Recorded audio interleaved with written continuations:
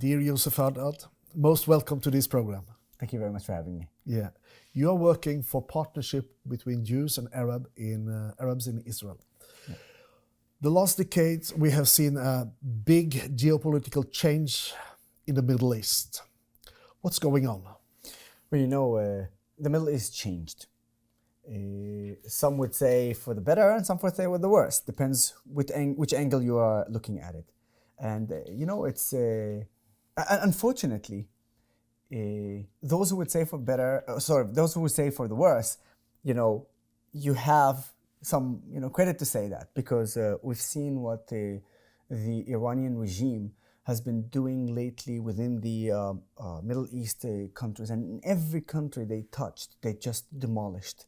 On the other hand, you'd see agreements like the Abraham Accords between Israel and UAE and Bahrain and Morocco, Sudan, hopefully Saudi Arabia, and that's right now the situation. It's the good against the bad, and the situation with Iran trying to actually control the Middle East, trying to defeat Israel by trying to circle Israel, surround Israel from south to north, from east to west.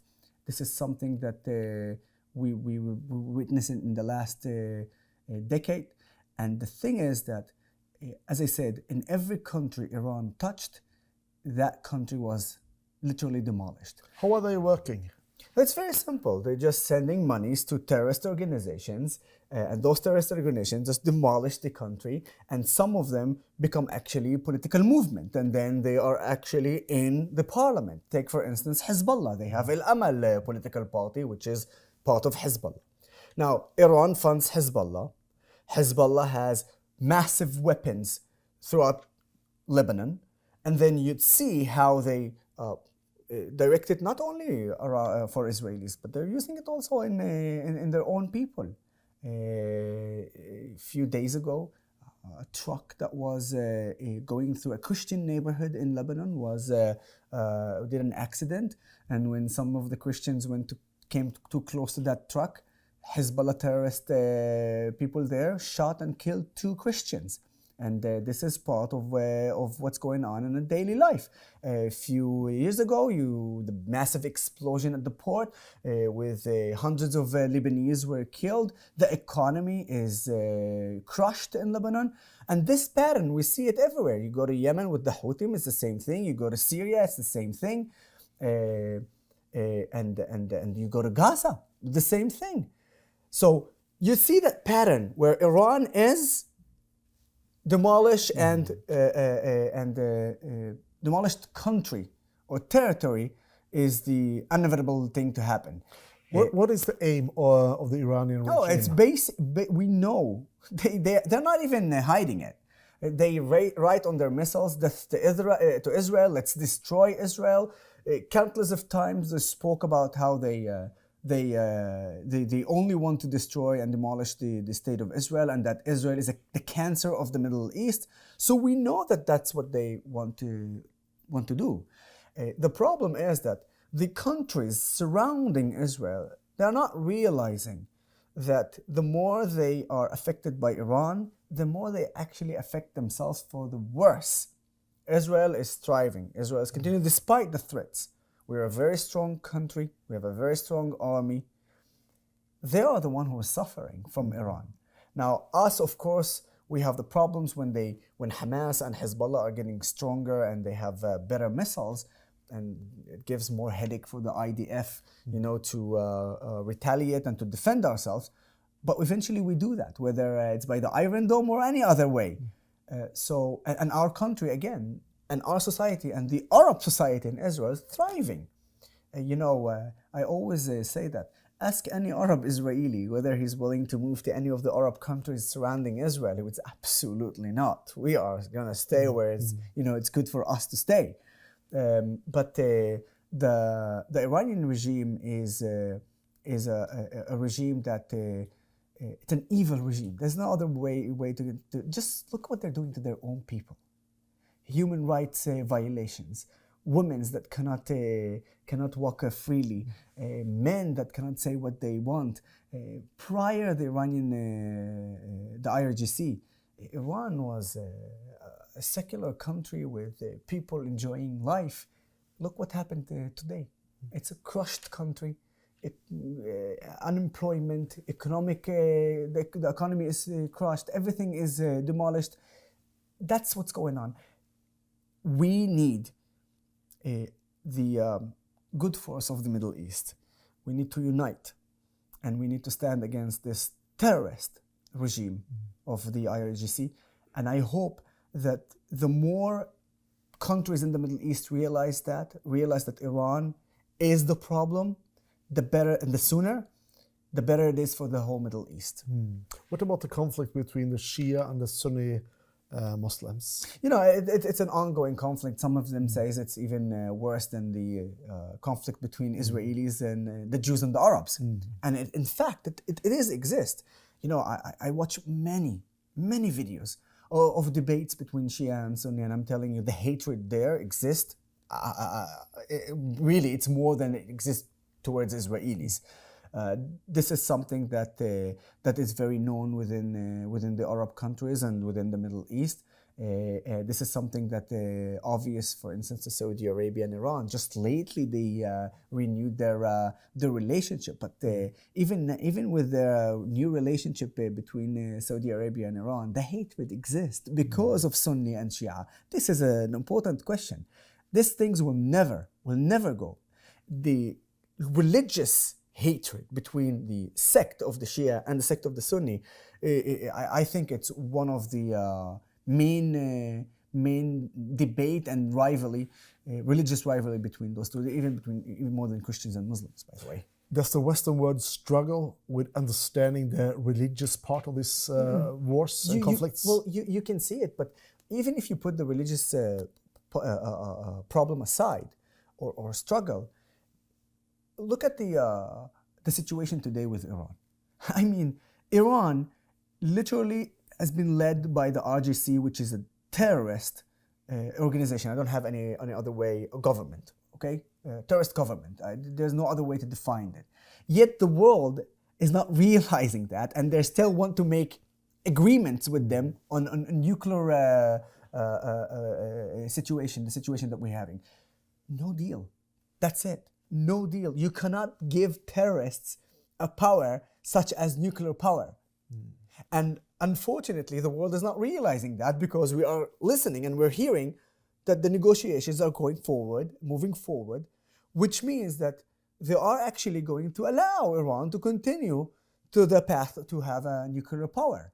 So it doesn't matter whether how they are getting the idea of a religious problem between Shia and Sunni, or between the Israelis and the Iranians.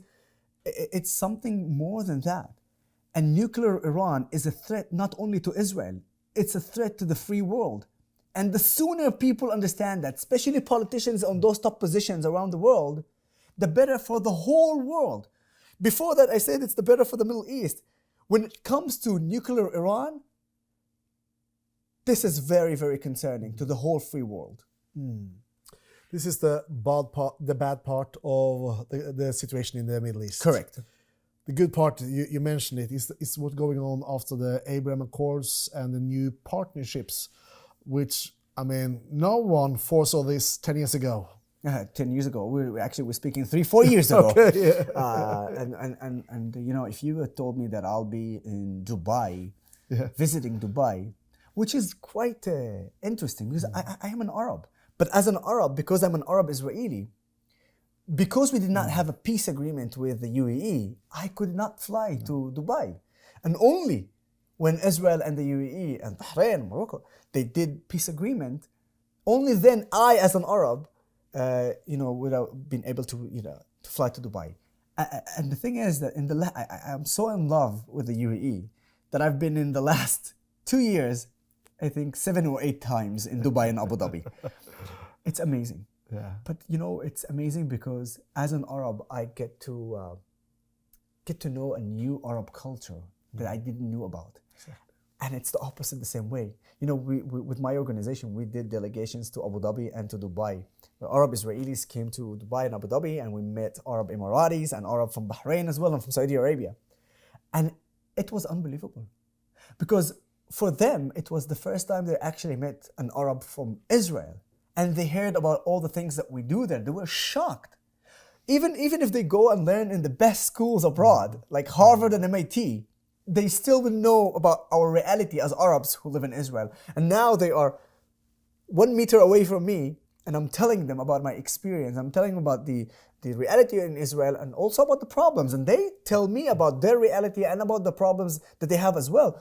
There are many things that we're similar, and there are many things that we are different. But that's why that cultural meeting, that people-to-people peace agreement, that's what I call it, people-to-people peace agreement, which allowed me and others, you know, to be part of this amazing culture and amazing people. The hospitality is very, very similar to our hospitality. For instance, you come to Nazareth, you know that you are home. I go to Abu Dhabi or Dubai.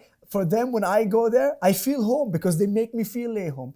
This is amazing. That's unbelievable for me. I would not have believed that if you would tell me that 3-4 years ago. And I give you only about the Arabs to Arabs and like Israelis and Emiratis. Do you know what's going on between Jews and Arabs from the UAE or from Bahrain and Morocco? For them, it's another opportunity, and it made my job even easier. Because when you have from the Jewish society going to visit Arab countries and feel more safer than Europe, today as a Jew, it's safer to walk in Dubai and Abu Dhabi more than London and Paris. Yeah. So for them, it was also a huge opportunity to see something like this and to see that Arab hospitality. And because they saw that, that also made it easier for me within Israel, within the Israeli society, to bridge gaps between Jews and Arabs. And you know what?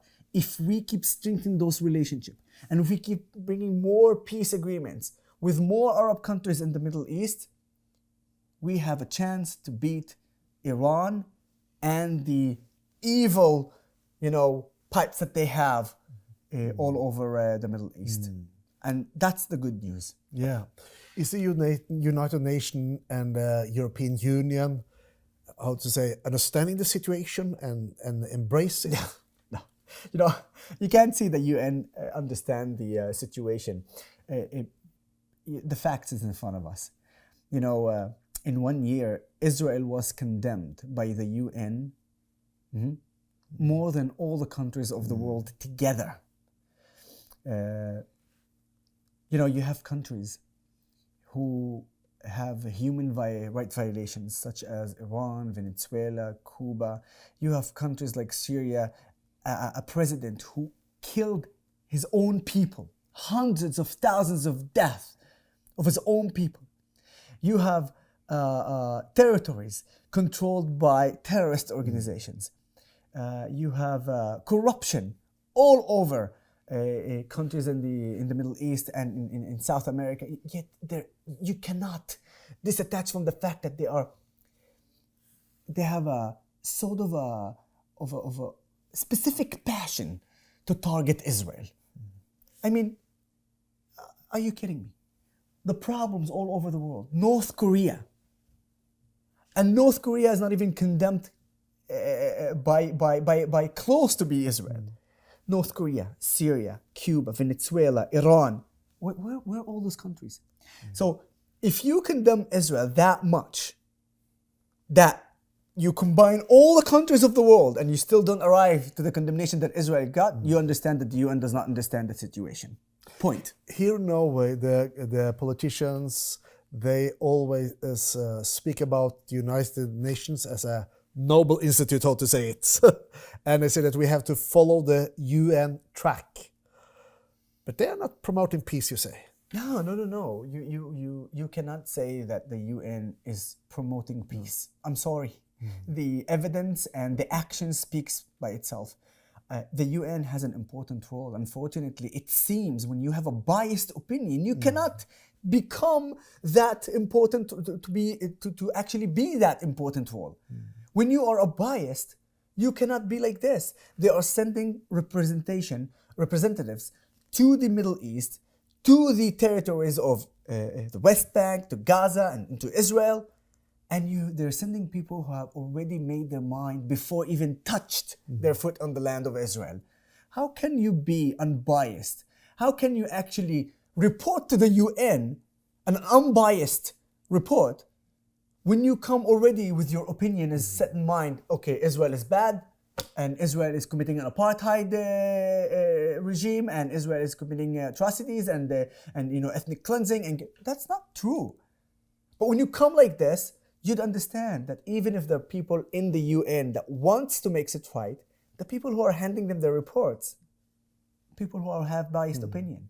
And many times, I heard the UN actually based their reports on human rights organizations such as Amnesty International, for instance.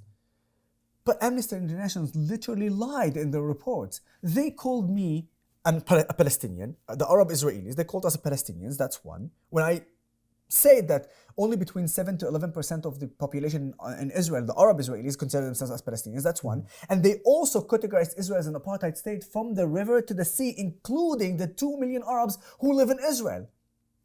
I don't live in an apartheid state. I know that for a fact. Yet the report of the Amnesty International states that I live in an apartheid state. The UN many times base their opinion on reports like this. So this is an evident to the fact that the UN today is not doing their part, their job. They are biased opinion against Israel. Therefore, I will call them out every time they do something against Israel. And let me be also clear. If the criticism towards Israel is legit, I am the first one to stand and say, you're absolutely right. I also condemn that. And I think this is the way to resolve it and to have a solution for that problem. But they're not doing it. There's a strong demand in the international society to establish a Palestinian state. Will that bring peace? It's a really very good question. But in order for me to answer it, because literally right now, it's a relevant question. But I do want to answer it because I don't want to seem like I'm running away from that question. Let's take, for instance, a hypothetical idea where Israel decide to annex the West Bank and Gaza. And that's it, one state solution. Okay? From this point, you have two choices. Israel has two choices. One, give full rights to all the citizens of Israel. Okay, it's one state, which means 2 million of the Gaza people, 2 million, or 3 million, for the West Bank, according to the Palestinian Statistic Office. So that's one option. The second option is not give full rights. So here's the thing. If you give full rights, within few years or short time, demographically, the Jewish state or the Jewish people would be minority, which means the end of the Jewish state, which means the end of democracy. Because if Israel is not a Jewish state, it's not going to be a democracy. Now, how do I, or where do I base my opinion? Look around us. There's not even one single country in the Middle East that categorized as a democracy and a free country. Lebanon, for instance, is called partially free, not even close to be free. Not to talk about the rest of the countries in the Middle East. So based on that, the minute Israel ceased to be a Jewish state, that's the minute where Israel ceased to be a democracy. I don't want to live in a country that it's not democracy. That's one. So this is option one. Option two, not giving full rights, which means finally the dream of every anti-Israeli will come true, and Israel will become an apartheid state. So the solution is obvious. But the reason why I said it's irrelevant, because of what the Palestinians are saying. What they are chanting. From the river to the sea, Palestine will be free. We don't want two states. We want all of it. What does that mean? It means that they're calling to the destruction and demolishing Israel. So you're calling for a you're calling for a state to the Palestinians. Have you asked the Palestinians if they are willing to have a state alongside the state of Israel? And if they're not willing to have a state alongside the state of Israel, what do you think about that? To each and everyone who was calling to a Palestinian state. Because if you're doing that, you're calling to the destructions of Israel. We're not going to give you that. Okay? And that is the reality. Many times Israel tried to go to peace agreement with the Palestinians. It even went back to 47, partition plan, I remind you, where the Jews accepted the partition plan despite the fact that having less land, despite the fact that having less natural resources, yet they accepted. The Arabs began and launched a war. They lost. And then from 48 to 67, and this is an important note, from 48 to 67, who controlled Gaza? Egypt. Who controlled the West Bank illegally? Jordan. I ask you, nobody give the Palestinians a state from 48 to 67? You could have just handed it. The Jordanians and the Egyptians hand the land to Palestinians. Why they didn't hand the land to Palestinians from 48 to 67? Because they wanted to control those territories. And as far as they're concerned, they wanted to be their territory. So if you move even forward, how many times Israel tried to open negotiations? Uhud Olmert in 2007 gave the West Bank 104% of the land, 104% in exchange land to the Palestinians, yet still they refused it. The Saudi Arabians are actually talking about it, talking about the fact that they stood alongside the Palestinians, knowing that they are standing against the wrong side. That's the ambassador, the Saudi Arabia ambassador to the US. In an interview to Al Arabiya network, he actually said that live on TV. We stood with the Palestinians despite the fact that the Palestinians are lying and they are on the wrong side of the deal. So for those people who are stating that, I'm saying it's irrelevant because they don't want that. So they're calling for the destruction of Israel. What do you think Israel would do? Oh, well, come on, come destroy us. No. And I, as an Arab, will tell you, I will fight that Israel will stay a Jewish and democratic state. If one of them goes, I have a problem. But I will fight for it because I know that this is the way that we will have the Arab Israelis will have our equal rights. And look at this mouth. I can't stop talking, right? Imagine what would happen if I would say everything on my mind in the West Bank. You don't have to imagine. Nizar Banat. Nizar Banat is a Palestinian political activist. He criticized the Palestinian Authority. Do you know what happened to him? He was killed. He was killed. Google Nizar Banat. You know what I'm talking about. You'll see in Google. So I want to live freely. I want to live in democracy. And I want peace. But in order for us to have peace, first the Palestinians need to realize, understand that Israel is not going anywhere.